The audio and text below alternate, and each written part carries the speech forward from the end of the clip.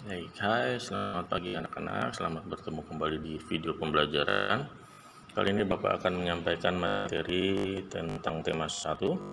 Sekarang kita masuk ke subtema 2, pembelajaran 1, halaman 62 sampai 73 dengan muatan pelajaran yaitu bahasa Indonesia, IPA dan IPS. Baik, yang pertama-tama kita lihat di depan judul di bawah subtema 2 ada sebuah gambar dengan judul subtemanya hewan sahabatku. Untuk subtema ini kita akan membahas tentang hewan. Apakah kamu punya hewan? Apa saja manfaat yang diperoleh manusia dari hewan? Bagaimana cara hewan berkembang biak? Ayo kita pelajari. Baik, yang pertama kita mengamati negara-negara di Asia Tenggara memiliki banyak jenis hewan. Beberapa diantaranya ada yang dijadikan sebagai makanan, simbol negara, atau dijadikan binatang peliharaan. Bacalah teks berikut dan amatilah gambarnya. Ya, yang pertama adalah gajah putih dianggap suci oleh beberapa negara di Asia Tenggara seperti Myanmar, Kamboja, dan Thailand. Gajah putih adalah usaha yang sangat mahal karena pemiliknya harus menyediakan makanan khusus untuk gajah. Ya, bayangkan kalian menyediakan makanan khusus untuk gajah seperti apa. Kemudian yang kedua, Indonesia dikaruniai luas wilayah lautan lebih besar dibandingkan luas daratan. Luas lautan Indonesia mencapai 5,8 juta kilometer persegi. Di dalam lautan Indonesia tersimpan potensi perikanan yang cukup besar, salah satunya ikan tuna.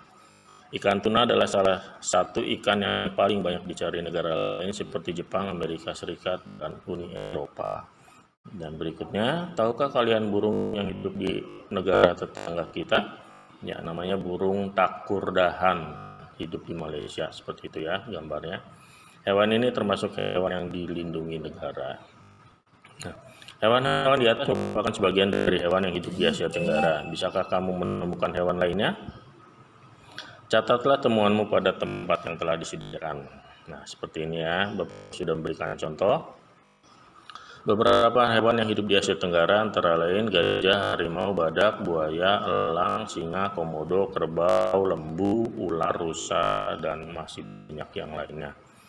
Kemudian berikutnya, kelompokkanlah hewan-hewan yang ada di dalam teks tadi dan yang kamu temukan ke dalam diagram Venn berikut berdasarkan cara perkembangbiakannya. Nah, kita akan bicarakan cara perkembangbiakannya. Di sini ada beranak dan bertelur. Kamu lihat di sini ada beberapa gambar, ada beberapa gambar hewan. Kalian kelompokkan mana hewan yang beranak, mana hewan yang beranak dan bertelur, mana hewan yang bertelur. Bapak sudah berikan contoh untuk hewan beranak yaitu sapi, kucing. Ini contoh saja ya. Kemudian hewan bertelur ada ikan, kura-kura, ayam, buaya, dan burung elang. Kemudian mana yang beranak dan bertelur? Sini ada ikan hiu dan ular. Ular juga ada beberapa yang beranak dan bertelur. Berikutnya, setiap hewan memiliki kemampuan berkembang biak. Dengan berkembang biak, hewan dapat melestarikan jenisnya. Tahukah kamu bagaimana cara hewan berkembang biak? Tadi sudah disebutkan oleh Bapak, ada 3, yaitu yang pertama ovipar. Ovipar ini berkembang biak dengan cara bertelur. Ya. Tadi ada contohnya ayam, kemudian reptil juga banyak, ular, buaya, kadal, dan lain sebagainya. Kemudian yang vivipar. Vivipar itu berkembang biak dengan cara melahirkan. Misalnya contohnya sapi, kucing, gajah, dan lain-lain sebagainya. Kemudian yang berikutnya ada ovovivipar. Ini berkembang biak dengan cara bertelur sekaligus melahirkan. Kok bisa, Pak? Nah, ini contohnya adalah ular. Beberapa jenis ular tidak selamanya melahirkan anak. Kadang-kadang pada saat mengeluarkan anak, masih ada anak ular yang terbungkus cangkang telurnya. Jadi di dalam tubuhnya itu masih berupa telur, tapi telur itu tidak dikeluarkan dari tubuhnya kemudian dieramkan dengan bagaimana caranya. Tetapi telur tersebut pecah di dalam tubuh si ular itu, kemudian yang keluar dari tubuh ular itu sudah berupa anak, jadi cangkang telurnya tertinggal di dalam tubuh si induk ular itu, ya. Seperti itu. Berikutnya, manfaat perkembangbiakan hewan secara ovipar dan vivipar. Nah, di sini Bapak sudah berikan contoh. Yang pertama, manfaat perkembangbiakan hewan secara ovipar. Yang pertama, embrio hewan dapat terlindungi karena ada cangkang pembungkus, misalnya dari suhu lingkungan yang terlalu dingin atau panas. Tadi yang sudah disebutkan perkembangbiakan secara ovipar. Ovipar itu bertelur. Jadi ya, kalau bertelur jelas sudah ada cangkangnya, seperti telur ayam, telur bebek, seperti itu ya. Kemudian pada kulit telur terdapat amnion yang berfungsi sebagai sumber protein, air, dan yang berperan sebagai pelindung embrio dari goncangan atau benturan yang terjadi. Embrio itu apa sih, Pak? Embrio itu adalah bakal anak, atau nanti embrio tersebut berupa suatu bakal anak, nantinya akan membesar menjadi seekor anak binatang.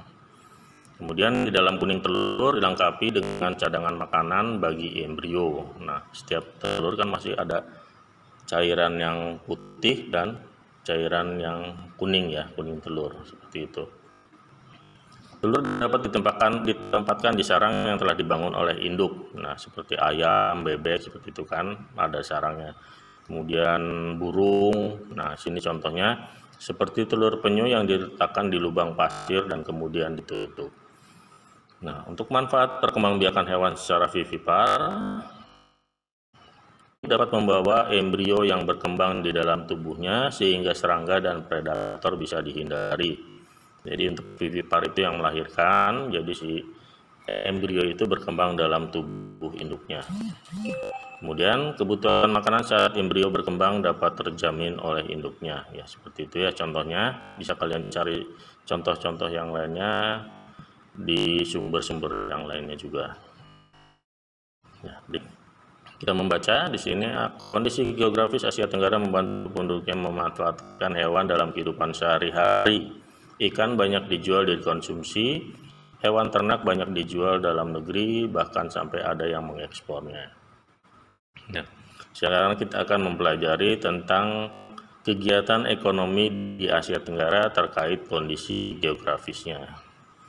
Nah, potensi ekonomi di negara-negara anggota ASEAN, kamu bisa baca sendiri di situ. Kemudian yang pertama kita akan bahas tentang Brunei Darussalam.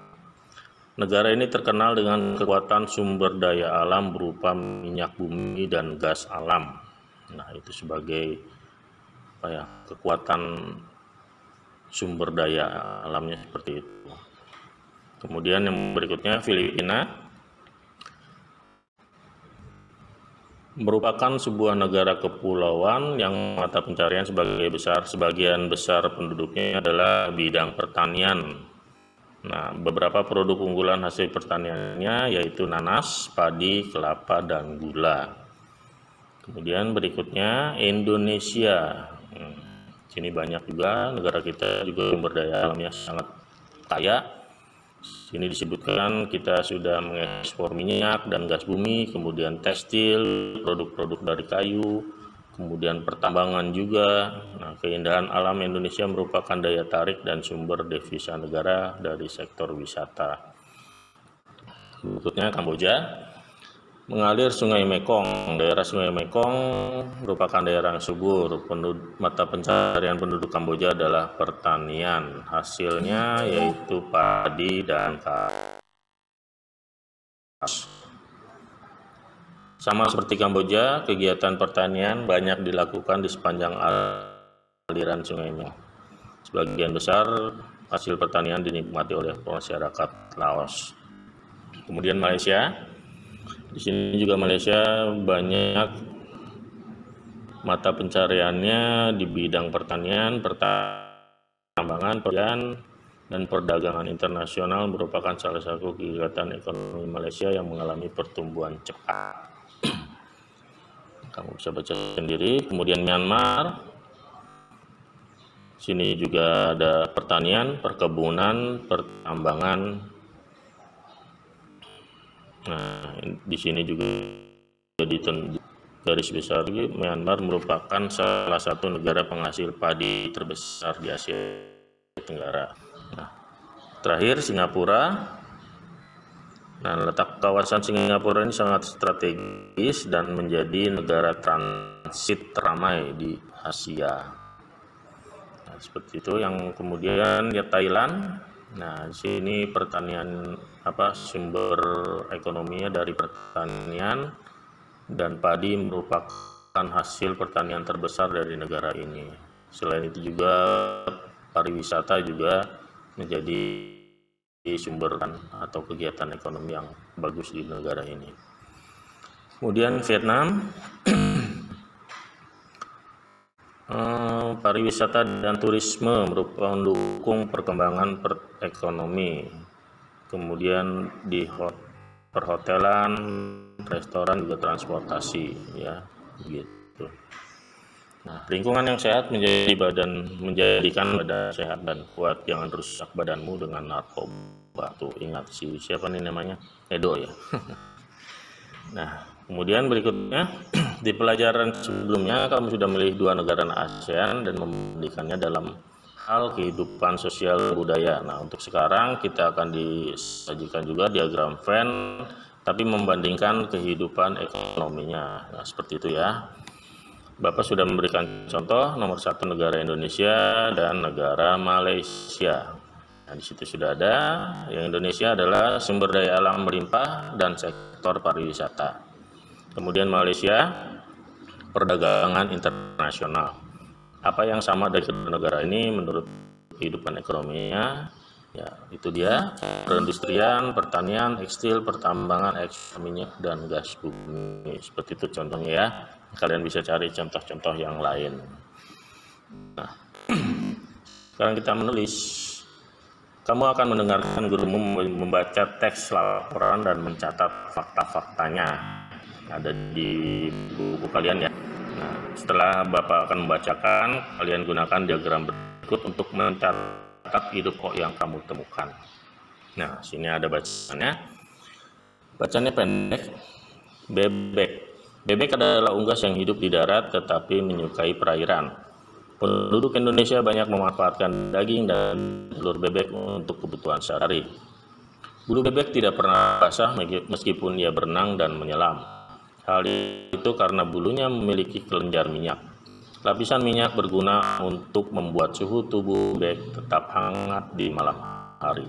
Nah, kalian akan mengisi di kotak ini seperti ini di dalam buku paket kalian.